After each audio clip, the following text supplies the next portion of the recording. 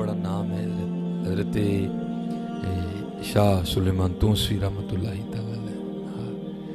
تو یہ حضرت کے لیے لکھا ہے کہ آپ کا ایک مرید تھا جو پیشے کے لحاظ سے نا حجام تھا، نائیوں کا کام کرتا تھا، بال وغیرہ لوگوں کے تراشتا تھا، خط وغیرہ بناتا تھا۔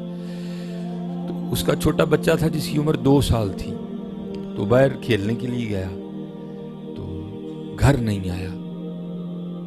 تو جب نہیں آیا تو وہ پریشان ہو کے تلاش میں نکلے، کیونکہ ابھی مساجد کو سپیکر نہیں لگے تھے، ابھی موبائل فون، دوسرا فون، کچھ بھی نہیں تھا حضرت، اور پولیس کا نظام بھی اتنا فعال نہیں تھا کہ کوئی رپورٹ وغیرہ درج کرواتے تو کوئی چلو پولیس کی گاڑیاں نکلتی تلاش، کچھ بھی نہیں تھا حضرت۔ آپ پہلے خود ہی تلاش کیا، جب نہیں نہ ملا تو پھر یقین والے لوگ تھے نا حضرت، آخری آپشن سارے قبلہ شاہ صاحب کی بارگاہ میں حاضر ہوئے، اور مرید آ کر ندبن عرض کرتا ہے حضور وہ کاکا کھیلنے گیا تھا باہر دوپہر کو تو گھر نہیں آیا، بڑا تلاش کیا، تلاش بسیار کے باوجود نہیں ملا۔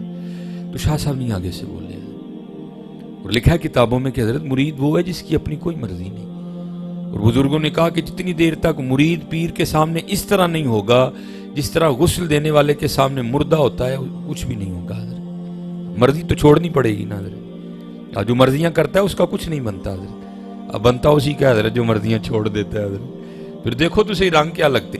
اب احباب کی مرضی یہ ہوتی ہے کہ پیر ہمیں ہماری مرضی کے مطابق ملے حضرت، نہیں حضرت۔ دعا کرو اللہ ہمیں مرید ہونے کی توفیق عطا فرمائے۔ وہ شاہ صاحب خاموش رہے، مرید تھا نا حضرت، نہیں بولا۔ تھوڑی دیر بعد 10 بوسی کی، قدم چومے چلا گیا۔ 18 سال کتاب میں نے پڑھا گزر گئے، لیکن اس نے دوبارہ زبان پر بات نہیں لائی۔ تو بس بڑے رنگ والے لوگ ہوتے ہیں۔ وہ لکھا ہے کہ ظاہر ہر سال حضرت وہ دن آتا تھا جس دن بیٹا کھویا تھا، 18واں سال تھا بیٹے کو کھوئے۔ تو اللہ جل شانہ حضور نبی علیہ السلام کی محفل میں سارے ہیں، اللہ کسی کو اولاد کا دکھ نہ دکھائے۔ بچہ انتقال کر جائے نا تو سکون آ جاتا ہے، لیکن جس کا پتہ ہی نہیں وہ کس حال میں ہے تو پھر حضرت وہ زخم ساری زندگی رستا رہتا ہے۔ وہ 18 سال بعد، ظاہر ہر سال آتا تھا، 18 سال وہی دن حضرت وہ گھر بیٹھے تھے تو کوئی بات ہوئی قبلہ شاہ صاحب کے بارے میں نا، تو قرآن کریم میں اللہ خود کہہ رہے ہیں وَاعْلَمُوا أَنَّمَا أَمْوَالُكُمْ وَأَوْلَادُكُمْ فِتْنَةٌ، یہ آزمائش ہے، وَاللَّهُ عِندَهُ أَجْرٌ عَظِيمٌ، لیکن یہ ہے جو پورا اترے گا تو ہم اسے اجر عظیم بھی عطا کریں گے۔ وہ بیوی پھاٹی پڑی، وہ کہتی ہے منو نا شاہ صاحب دیاں گلاں سنایا کر، میں نہیں مانتی انہوں نے کوئی۔ اس نے تو کیوں نہیں مانتی؟ وہ کہنے لگا میں اس دن مانوں گی، کہنے لگی میں اس دن مانوں گی جس دن میرا بیٹا ڈھونڈ کے دیں گے۔ اب مرید تھا نا، دل پہ چوٹ لگی، اس کو اپنی زبان کو لگام دے، اس میں بھی کوئی حکمت ہے، جب وقت آئے گا تو شاہ صاحب یہ رنگ بھی ظاہر کریں گے۔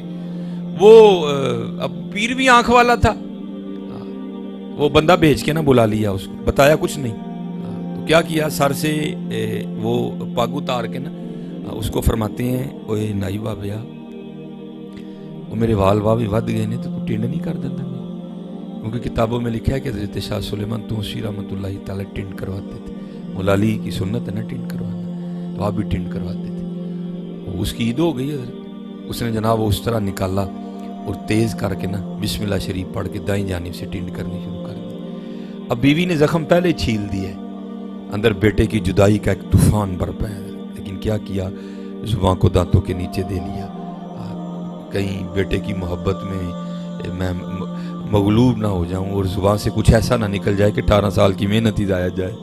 لیکن طوفان تو طوفان ہے نا حضرت، جب اس کو کوئی راستہ نہیں نہ ملا تو اس نے آنسوؤں کی شکل اختیار کی اور آنکھوں کے راستے بہنا شروع کر دیا۔ تو کیا ہوا، یہ آدھی ٹنڈ کر چکا تھا، یہ سائیڈ جو ہے نا ساری دائیں یہ مونڈ چکا تھا اور بائیں جانب آنے والا تھا، تو آتے آتے نہ کیا ہوا، آنسوؤں کا ایک قطرہ شاہ صاحب کے سر کے اسی حصے پر گرا جہاں سے بال اتر گئے تھے۔ تو نہ بھی اترتے تو حضرت کو پھر بھی پتا تھا اندر چل کے آ رہا، بہانا ہی بنانا تھا نا۔ وہ پیچھے دیکھا تو مرید رو رہا ہے، اس کو پوچھتے ہیں تو کیوں رو رہا ہے؟ تو وہ غالب کہتا ہے نا یہ کہاں کی دوستی ہے کہ بنے ہیں دوست نہ سے، کوئی چارہ ساز ہوتا، کوئی غم گسار ہوتا۔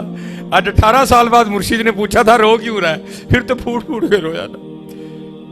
اس کو کہتے ہیں کیوں رو رہا ہے ہوئے؟ عرض کرتا ہے حضور 18 سال ہو گئے بیٹا کھوئے، آپ کی بارگاہ میں دعا کی عرضی ڈالی تھی تو آپ نے کلام ہی نہیں فرمایا، تو میں بھی نہیں بولا۔ आज पूरे 18 साल हो गए, आज के दिन ही खोया था। घर में बैठा था तो बीवी ने मुझे ताना दिया, कहती मैं शाह साहब को उस दिन मानूंगी जिस दिन मेरा बेटा ढूंढ के देंगे। तो हुजूर ये वो कह रही है, मैं नहीं कह रहा। मुस्कुराकर फरमाने लगे, उसने कौन सा रोज रोज कहना है, चल तू घर पहुंच, तेरे जाने से पहले पहले आ गया होगा। अब वो मुरीद था ना हजरत, उसने दौड़ लगा दी। लेकिन हजरत जी इनके साथ हजरत कौन दौड़ लगा सकता है कोई इनके साथ नहीं लगा सकता हजरत। ये तो इंजीनियर मिर्जा मोहम्मद अली का वैसे दिमाग खराब हो गया, इनके साथ नहीं दौड़ लगा सकता कोई भी। वो उसने लगाई दौड़, लेकिन जब घर पहुंचा ना तो जाके क्या देखता, सारा गांव इकट्ठा है, छत पे औरतें चढ़ी हैं, नीचे मर्द खड़े हैं। जाके हैरान होके पूछता है, भाई क्या हुआ मेरे घर में? वो कहते हैं, यार हमें खुद नहीं पता, एक घोड़ा बंधा है, चारपाई बिछी है, 20 साल का गबरू नौजवान बैठा है, पता नहीं कौन है वो उसने लोगों को साइड पे किया, अंदर किया। अब तो खून ठंडे हो गए हैं ना, तब अभी खूनों में गर्मी थी हजरत।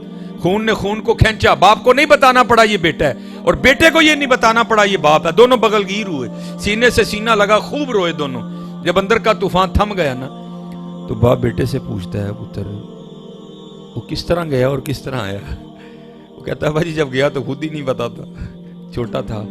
हाँ, लेकिन ये है कि सिखों के घर में था, उन्होंने कहा हमने तुझे रास्ते में से उठाया था, अगवा किया था, लेकिन ये नहीं बताते थे कि उठाया कहाँ से है।